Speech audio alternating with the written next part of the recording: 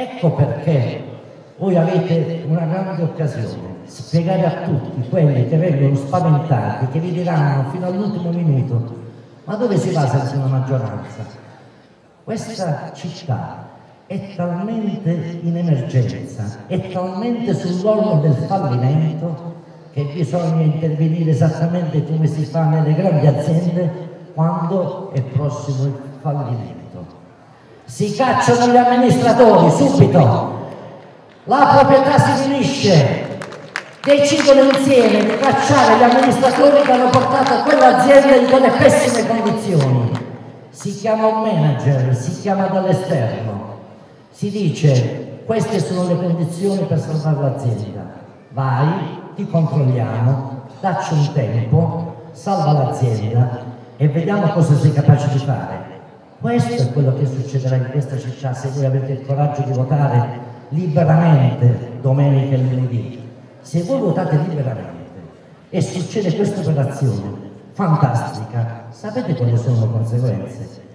Io farò l'amministratore esterno di questa città, dovrò andare in consiglio comunale sapendo che ci sono 24 consiglieri dell'opposizione che dovranno bocciare il mio programma politico, e sarà un programma nell'interesse di tutti. Non potranno bocciarlo, perché se uno dice come, in che modo, in che tempi, con che risorse può salvare nell'interesse generale questa città, non hanno il coraggio di bocciarmi, perché dovrebbero pigliarsi la responsabilità di ritornare a votare, e io li condizionerò minuto per minuto solo con la trasparenza.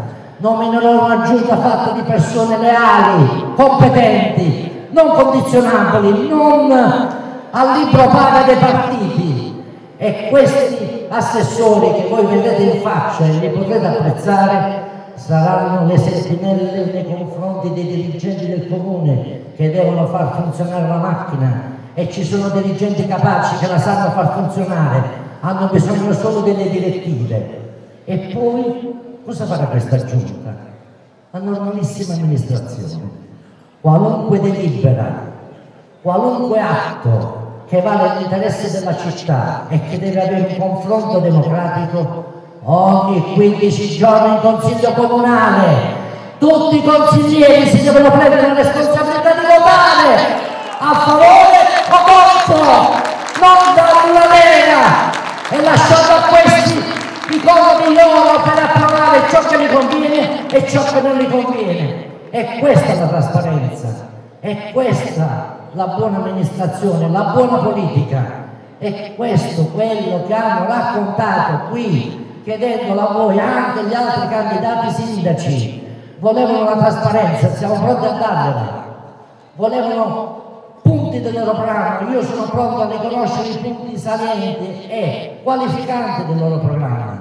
Savino, tu chiedevi che i consigli comunali dovessero essere trasmessi in qualche modo. Io mi impegno a trasmettere ogni 15 giorni, ogni consiglio comunale sull'emittente locale gratuitamente, senza avere compensi, perché deve essere la trasparenza quello che ci deve riconoscere il valore di questa amministrazione.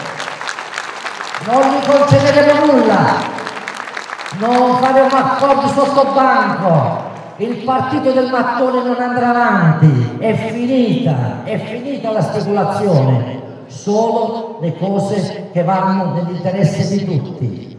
Così si amministra quando c'è un'emergenza, e questa è una città in emergenza, questa è una città che non può essere più trattata come l'ultima ruota del carro di una regione che ha devorato tutto. Ma c'è qualcuno che si preoccupa di toccare gli argomenti salienti che ci pesano sulla nostra pelle. Sapete quanto è il buco che l'azienda ospedaliera ha in questa città? Non ne parlano. Ci sono controlli della Corte dei Conti che toccano direttamente gli amministratori. Tutto è tenuto sotto traccia. Ci sono 50 milioni di debiti nell'amministrazione dell'ospedale, non se ne parla. La sanità non deve essere un costo che deve gravare sulla testa di tutti per imbarcare persone che, guarda caso, arrivano da Montescaglioso perché c'è una precisa appartenenza. E che vogliamo? Vogliamo caricare sulla comune di Matera le persone che vengono da Ferrandina. Basta! Questa logica dell'acquisizione del consenso tramite le assunzioni e le promesse deve finire. Deve venire avanti la meritocrazia, la trasparenza. E poi dobbiamo competere con la politica. Dobbiamo capire che vuol dire l'emergenza. Perché chi può togliere la spina a queste amministrazioni, a questo manager esterno, perché comunque sono un manager esterno, sono condizionato da quel consiglio. Il ruolo di sentinella ce l'avranno quei partiti che si dovranno prendere la responsabilità se porre fine a questo tipo di amministrazione. E chi se la prende questa responsabilità? Di andare a votare e chiedere a voi: abbiamo mandato a casa un sindaco che faceva il bravo manager, perché lo dobbiamo sostituire uno della nostra parrocchia? Si vergogneranno. Non avranno la capacità, la forza di buttare a mare questa città, perché noi siamo veramente all'ultima spiaggia e la nostra economia è in gravissima difficoltà. Ecco perché noi dobbiamo avere un'alleanza forte, dobbiamo far valere i valori del nostro territorio. Ecco perché io sono felice stasera di parlare con voi, con la senatrice Adriana Polibortone, che è una capace di dire no al potere di governo. Chissà quante promesse che avranno fatto, Adriana. Gli avranno fatto vedere, saranno venuti le immagini, oro, incenso, birra forse. E tu non hai accettato, non ti sei lasciato condizionare e hai portato avanti quella grande idea che io Sud, I love Sud, cioè io amo il Sud perché io sono il Sud. Pensateci, non guardate a questo simbolo con il cuore e sembra una frase in inglese, no, è l'amore per il Sud.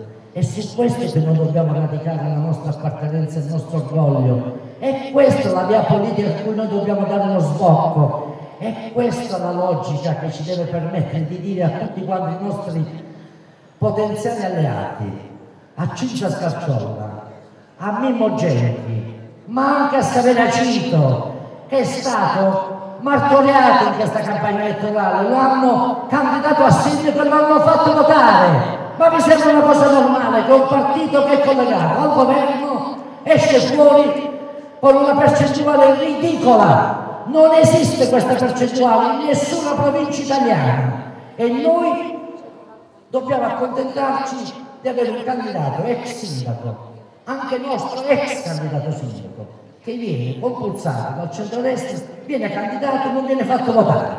Ma vi rendete conto in che città di pazzi siamo noi? Perché il potere che purtroppo converge e la consociazione che converge, voi siete stati bravi a dire smettetela, basta. Voi siete coloro che avete avuto il coraggio, perché quelli non ce l'hanno il coraggio, è troppo facile far parte della filiera, ricevere incarichi, avere postazioni, trattare, cosa mi dà in cambio? E non vi voglio dire le sidene che mi sono arrivate, tutte rimandate al mittente, dicendo che non sono stato mai in vendita, non ho mai fatto accordi. Sul piano personale io posso mai fare un accordo pensando di tradire la vostra fiducia? Mai! Se lo possono scordare! Ho anche detto che hanno col sacco appena a dormire in consiglio comunale! Non passerà nulla che non è legittimo! Sappiatelo! Sappiatelo, fiancheggiatori di questa mala politica, non mi fate le telefonate sdolcinate, non vi darò pace, non farò passare nulla che si nasconda dietro questo vostro atteggiamento suadente. Complimenti, come sei stato bravo.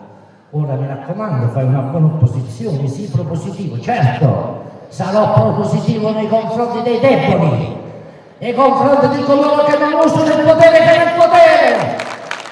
Non passerà nulla che non sarà trasparente. Se ci sarà una cosa trasparente, noi la voteremo. La voteremo come segno di rispetto, che se viene fatta una cosa nell'interesse della città avranno anche il nostro appoggio, se dovessimo andare all'opposizione. Ma è un serio essere andare all'opposizione. Scordatelo, i materani sanno cosa fare domenica e lunedì.